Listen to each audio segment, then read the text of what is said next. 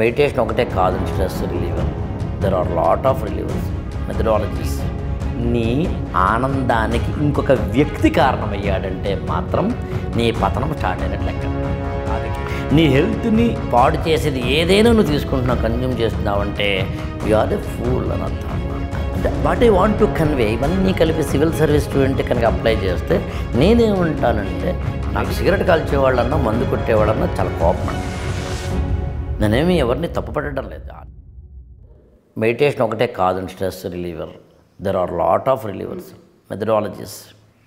నేనేమంటానంటే, నీకు ఏది ఇష్టమో, ఆనందాన్ని కలిగిస్తుందో, ఏది నీకు పెర్మనెంట్ ప్రాబ్లం అంటే పెర్మనెంట్ లాంగ్ టర్మ్లో ప్రాబ్లం అవదో అది చెయ్యి. అదే మెడిటేషన్.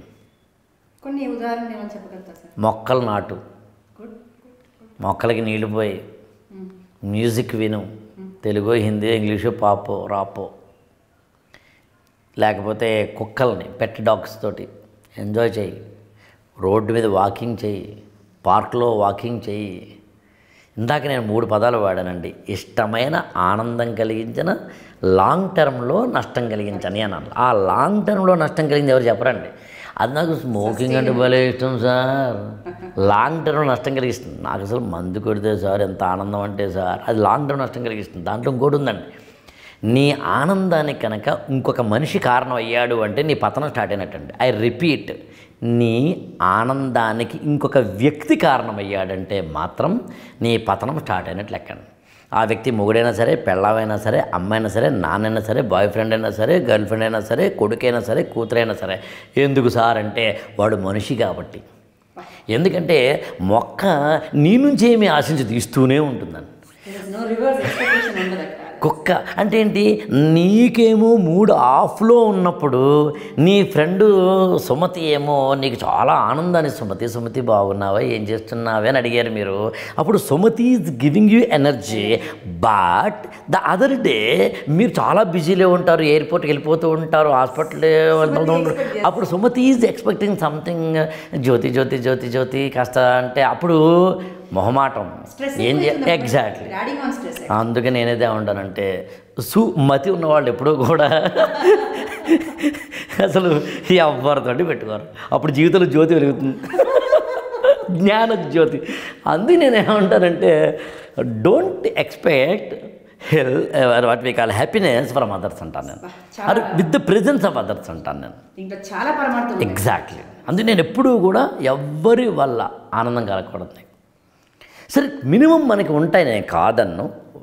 వైఫ్, హస్బెండ్, పిల్లలు, అమ్మా, నాన్న, ఇది వెరీ వెరీ ఇంపార్టెంట్ బాండ్. అది మినహాయిస్తే, వాడు కూడా కాదని అంటాను కానీ తప్పదు కాబట్టి, అది మినహాయిస్తే అసలు ఈ నలుగురు ఐదుగురు కాకుండా బయటోడి వల్ల, బయట దాని వల్ల నీకు ఏదైనా కలుగుతోంది అంటే నీ పతనం స్టార్ట్ అయినట్లు లెక్క. నీ హెల్త్ని పాడు చేసేది ఏదైనా నువ్వు తీసుకుంటున్నావు, కన్జ్యూమ్ చేస్తున్నావు అంటే యు ఆర్ ఎ ఫూల్ అని అర్థం అనమాట. ఫూల్ ఎంత ఫూలో చెప్తాను మీకండి. నాకు సిగరెట్ కాల్చేవాళ్ళన్నా మందు కొట్టేవాళ్ళన్నా చాలా కోపం అండి.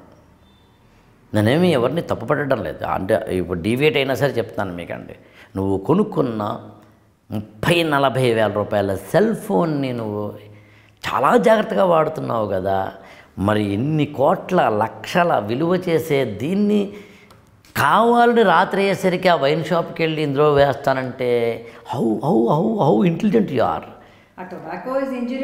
దానివల్ల నీకు ఆనందం వస్తుంది అంటే ఏమి నీ బతికేంటి ఇంకా?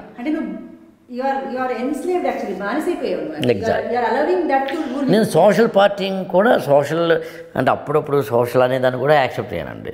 అంత సోషల్ ఏంటి అంటే, what I want to convey, ఇవన్నీ కలిపి సివిల్ సర్వీస్ స్టూడెంట్ కనుక అప్లై చేస్తే నేనేమంటానంటే, మెడిటేషనా, మొక్కలు పెంచడమా, మొక్కలకి నీళ్ళు పోయడమా, మ్యూజికా, నీ ఇష్టం. కానీ ఏదో ఒకటి ఇష్టమైన, ఆనందం కలిగించే, శాశ్వతమైన ఆరోగ్యాన్ని అందించేది, నష్టము కలిగించని వాటితోటి నీ యొక్క ఫిల్లింగ్ ఆఫ్ ద బాటిల్, నీ యొక్క బాటిల్ని కనుక ఫిల్ చేసుకుంటే యు ఆర్ గెటింగ్ అండి.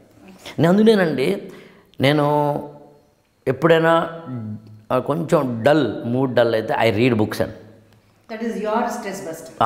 నాకు ఎప్పుడూ మంచి పుస్తకం ఒకటి రెడీగా నా టేబుల్ ఉంటుంది.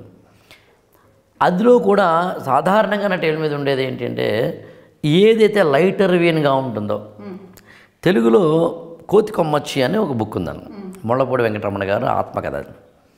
చాలా హాయిగా ఉంటుంది అనమాట. లేదా పచ్చనాకు సాక్షిగా అని ఒక బుక్ ఉందండి. లేదా ఇప్పుడు నేను ఏవో గుర్తుకొస్తున్నాయని చెప్పి సినిమా డైరెక్టర్ వంశీ గారు రాసిన పుస్తకం చదువుతాను. ఇవన్నీ లైటర్ వీన్లో వెళ్ళిపోయేలా చేస్తాను. అలా చిన్న జోక్ ఉంటుంది. మల్లాది వెంకటకృష్ణమూర్తి గారి యొక్క పుస్తకాలు ఇలాంటివి అన్నమాట, రిలాక్స్ అవ్వడానికి. అలాగే music, I never stop my cell phone, music లేకుండా ఉండదు. ఇలా చిన్న చిన్న స్ట్రెస్ బస్టర్స్ని మనకి మనం ఎంచుకోవాలి అంటాను. నేను దాన్నే ఏమంటానంటే, అసలు నువ్వు కొనుక్కున్న సెల్ ఫోను నీకన్నా భద్రంగా చూసుకుంటున్నావంటే నిన్ను నువ్వు ఇంకా భద్రంగా చూసుకోవాలి. నీ సెల్ ఫోన్కి స్క్రీన్ ఏదో గార్డ్ అంటావు, స్క్రీన్ గార్డు పోతే ఇమ్మీడియట్గా వెళ్తున్నావు కదా, మరి నీ బ్రెయిన్కి స్క్రీన్ గార్డు పోతుంటే నువ్వు మరి వేసుకోకపోతే ఎట్లా? సో నీ మనసుకి స్క్రీన్ గార్డు వేసుకోకపోతే ఎట్లా? అక్కడ ఉండాలి కదా సెన్సార్ బోర్డు. సో అందుకని ఒక్క మాటలో చెప్పాలి అంటే, ఇవన్నిటికన్నా ది బెస్ట్ ఏదైనా ఉంది అంటే మన ఇంటర్నల్ ఆర్గాన్స్ని బాగు చేసే, లోపల ఆల్ఫా తీటా గామా వేవ్స్ని పెంచే, బ్రెయిన్ కెపాసిటీని పెంచే, కాన్సన్ట్రేషన్ పెంచే, వీటన్నిటిలో ద అల్టిమేట్ ఏంటి అంటే మెడిటేషన్. అందుకని మెడిటేషన్ చేయండి అంటాను పిల్లల్ని.